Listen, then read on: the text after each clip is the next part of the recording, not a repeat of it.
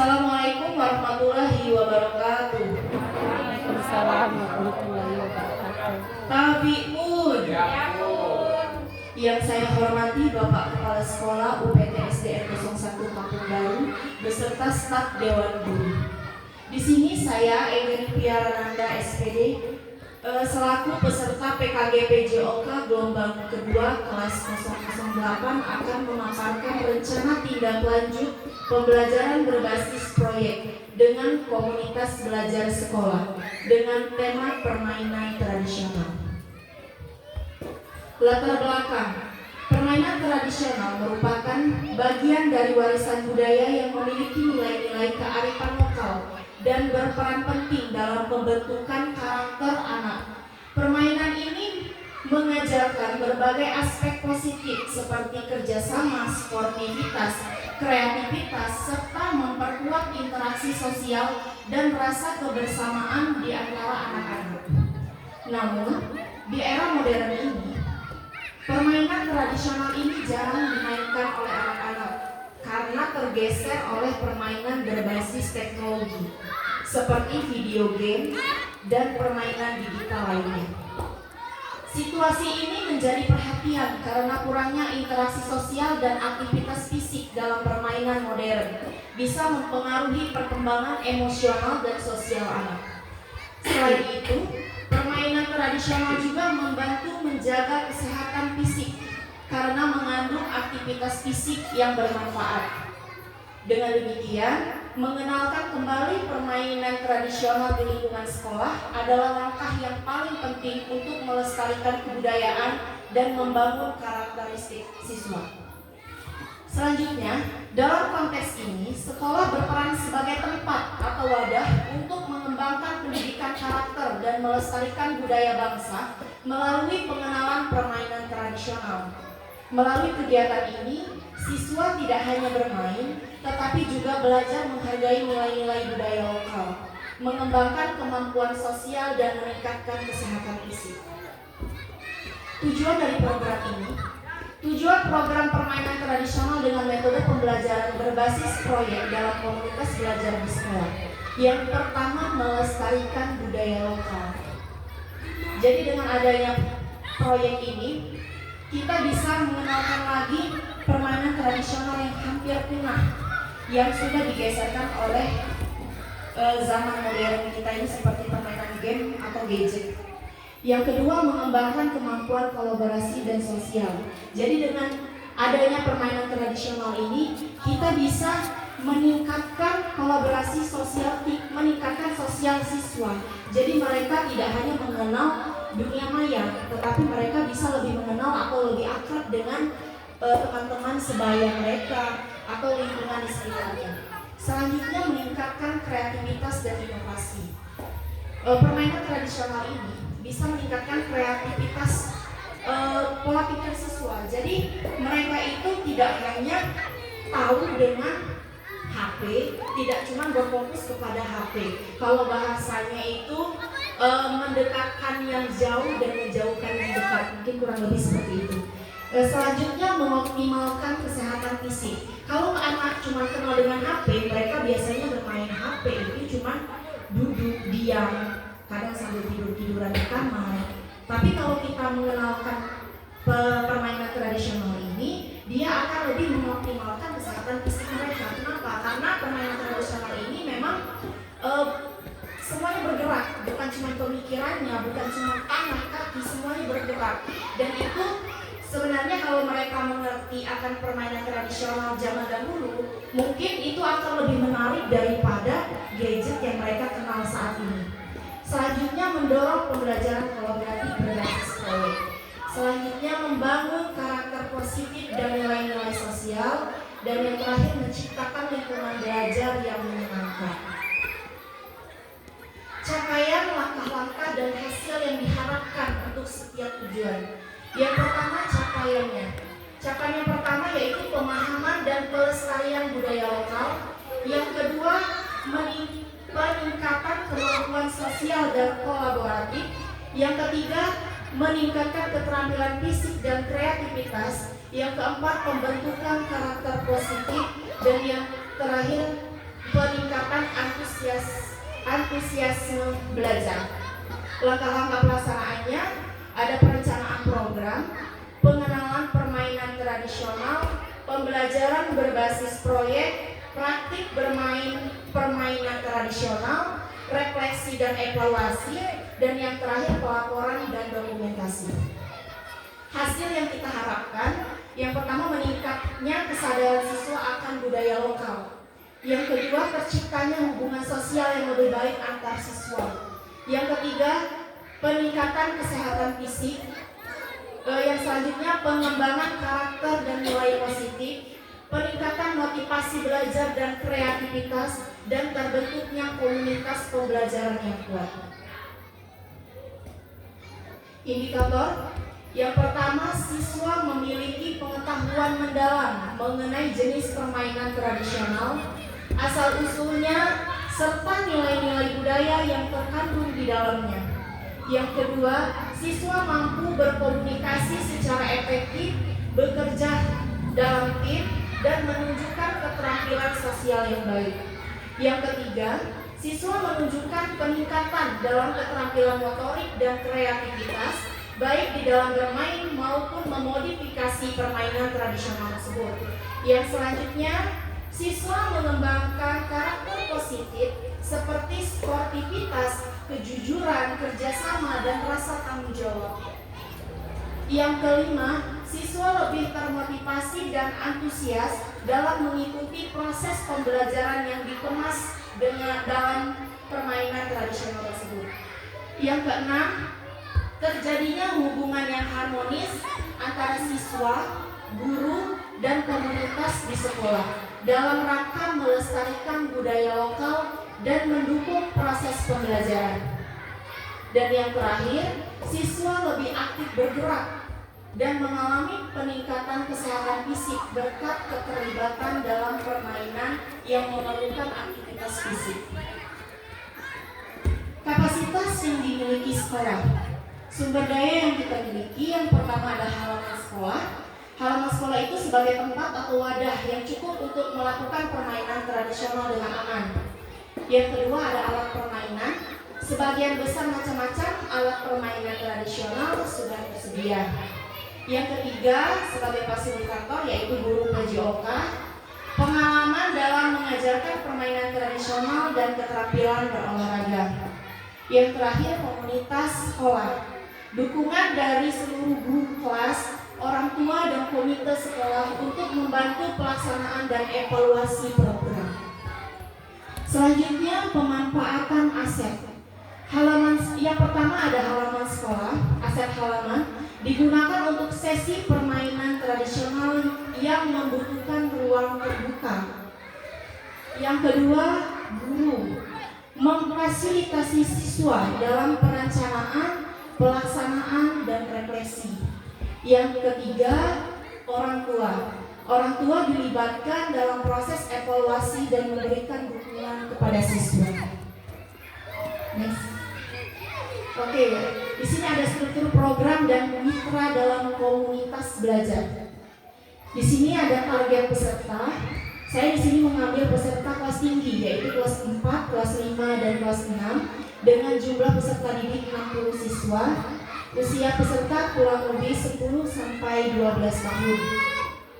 Pengaturan program, yang pertama ada ruang tadi yaitu halaman sekolah untuk aktivitas fisik dan ruang kelas untuk sesi diskusi dan refleksi. Yang kedua waktu yaitu program ini dilaksanakan selama 6 minggu. Minggu pertama kita pakai untuk persiapan dan perencanaan proyek. Minggu kedua ada riset dan pengumpulan informasi. Minggu ketiga ada eksperimen dan latihan bermain. Minggu keempat dan minggu kelima itu ada produksi produk serta dokumentasi.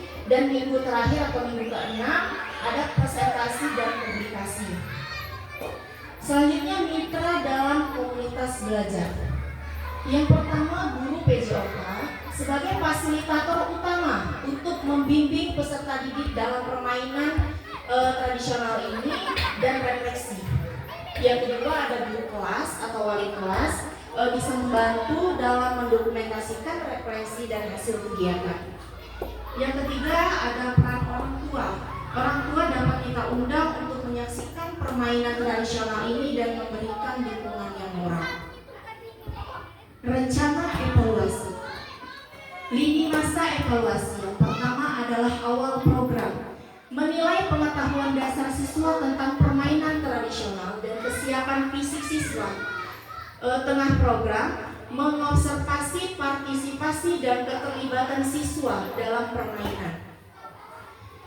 Yang ketiga, akhir program. Akhir program ini ada refleksi kelompok dan individu, serta penilaian terhadap keterampilan fisik, kerjasama, dan sikap peserta didik. Yang terakhir ada komunitas sekolah. Komunitas sekolah itu adalah untuk dukungan dari guru kelas, orang tua, dan komite sekolah untuk membantu pelaksanaan dan evaluasi program. Yang selanjutnya sumber data. Sumber data yang pertama bersumber dari peserta didik melalui observasi dan refleksi setelah kita melakukan permainan tradisional ini. Yang kedua dari guru melalui pengamatan selama permainan dan sesi diskusi. Yang terakhir sumber data dari orang tua, yaitu mengisi kuesioner terkait pengamatan mereka terhadap anak setelah mengikuti kegiatan di dalam permainan tradisional ini. Selanjutnya teknik pengambilan data. Teknik pengambilan data yang pertama yaitu observasi langsung selama permainan. Yang kedua refleksi pribadi dan kelompok tentang nilai-nilai yang kita pelajari. Yang terakhir kuesioner untuk orang tua tentang perkembangan sikap dan keterampilan anak. Tantangan. Kemungkinan tantangan dan solusinya.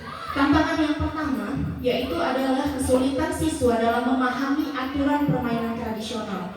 Seperti yang saya jelaskan di awal, karena anak-anak kita sekarang ini rata-rata sudah hampir tidak mengenal adanya permainan tradisional. Karena mereka lebih menarik dengan permainan teknologi seperti gadget atau handphone yang ada di rumah mereka masing-masing. Jadi tantangannya itu adalah untuk kita memberikan pemahaman tentang aturan permainan. Mungkin nama permainannya saja mereka baru dengar, apalagi cara dan aturan permainannya. Bisa jadi mereka tidak paham dengan itu. Jadi itu salah satu tantangan kita, tantangan dan kesulitan kita. Solusinya bagaimana? Solusinya menyederhanakan aturan permainan dan memberikan demonstrasi langsung agar siswa bisa langsung mempraktikannya. Bisa dengan guru sesama guru PJOK dibantu dengan guru kelas. Jadi kita mendemonstrasikan langsung. Jadi siswa itu bisa melihat langsung, oh begini cara mempraktikkan permainan yang akan kita suguhkan. Tantangan yang kedua, siswa yang kurang tertarik pada permainan tradisional atau merasa permainan tersebut sulit, yaitu tadi karena mereka itu sudah melekat dengan gadget tadi. Jadi sebenarnya agak sulit ya untuk kita menjelaskan lagi atau mengajak mereka, ini loh permainan tradisional kita zaman dulu, ibu juga memainkan permainan ini, mungkin orang tua kalian juga dulu memainkan permainan ini. Jadi mereka karena belum mengerti dengan cara permainannya tadi, mungkin itu menjadi salah satu tantangan kita untuk menarik, memberikan daya tarik kepada siswa kita bahwa permainan tradisional itu sebenarnya lebih menyenangkan daripada handphone mereka. Solusinya bagaimana? Solusinya menyesuaikan permainan dengan elemen yang lebih menarik dan relevan dengan kehidupan sehari-hari. Misalnya, mengkombinasikan permainan gobak sodor dengan elemen lain seperti kompetisi kelompok atau tugas kreatif. Tantangan yang ketiga, keterbatasan waktu untuk melakukan refleksi yang mendalam. Solusinya bagaimana? Mengalokasikan waktu refleksi yang cukup di akhir setiap sesi dan memberikan kesempatan kepada siswa untuk berbagi pengalaman secara bergiliran. Yang terakhir, penutup dan rencana tindak lanjut. Penutup yaitu pembelajaran berbasis proyek menggunakan permainan tradisional ini diharapkan dapat meningkatkan keterampilan fisik, kerjasama, serta pemahaman budaya di kalangan siswa, terutama pertama kelas tinggi, kelas 4, kelas 5, dan kelas 6. Pembelajaran yang berpusat pada siswa ini memberikan kesempatan bagi mereka untuk berpartisipasi aktif dan mengembangkan kreativitas siswa. Rencana tindak lanjutnya yang pertama, presentasi rencana kepada komunitas sekolah untuk mendapatkan masukan.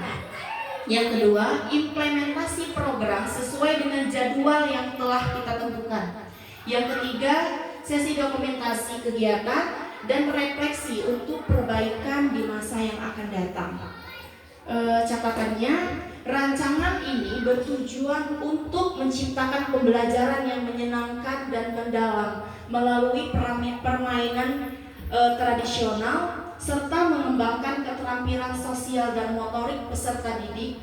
Diharapkan melalui proyek ini peserta didik dapat mengenal dan melestarikan budaya kita yang sudah hampir punah ini sambil belajar tentang pentingnya kerjasama dan sportivitas.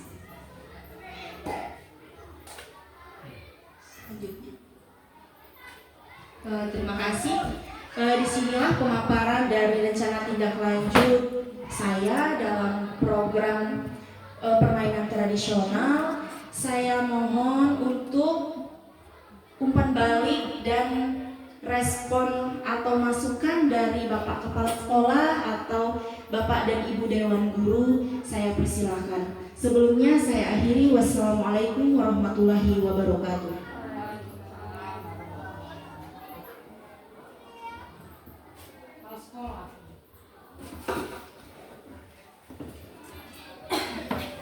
Terima kasih diaturkan kepada Ibu Ega Nitya Renanda yang telah memberikan pemaparan tentang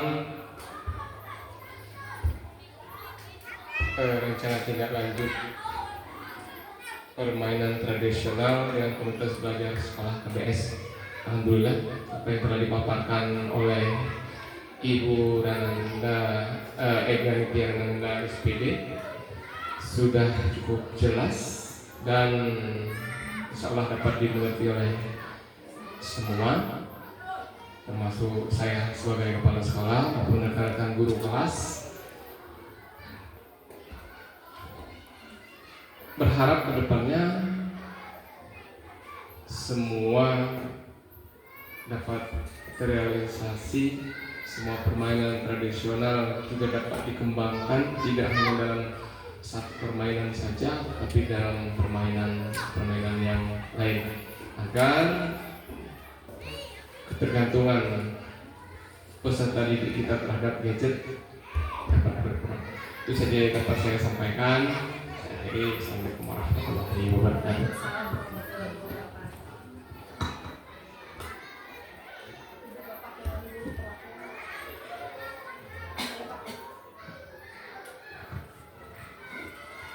Assalamualaikum warahmatullahi wabarakatuh. Kepada Ibu Ega Nitya Renanda SPD, ini telah menerangkan bahwa rencana tindak lanjut rencana pembelajaran berbasis proyek permainan tradisional. Ini saya sebagai guru kelas atau ini sangat mendukung kegiatan-kegiatan ini karena mengembalikan lagi yaitu kebudayaan yang telah hampir hilang. Semoga dengan adanya kegiatan atau rencana yang telah Ibu rencanakan ini akan menambah yaitu pengetahuan anak yang akan datang masalah sejarah yaitu kebudayaan Indonesia dari zaman ke zaman. Jangan hanya mengingat atau mempelajari yang seperti game ya, selalu melihat dari HP, namun yang ini meningkatkan kecerdasan anak dengan cara mempelajari permainan tradisional ini sangat penting ya, karena menurut saya, pengalaman saya dulu, dengan adanya permainan tradisional ini mengolah otak. Kalau sekarang ini hanya mengolah otak untuk mencari jalan pintas seperti main game. Tapi kalau tradisional. Itu tadi contohnya seperti telah dipaparkan sedikit, yaitu penganan kupak sodor. Itu semuanya itu berfungsi, ya, otaknya berfungsi, begitu juga dengan fisiknya juga berfungsi, karena dengan menggunakan pola pikir yang cerdas itu supaya dapat memenangkan suatu perlombaan. Ini saya harapkan ini bisa berlanjut dilaksanakan di SD kita, karena telah ada yaitu petunjuk untuk mengembalikan lagi olahraga tradisional. Sekian dan terima kasih.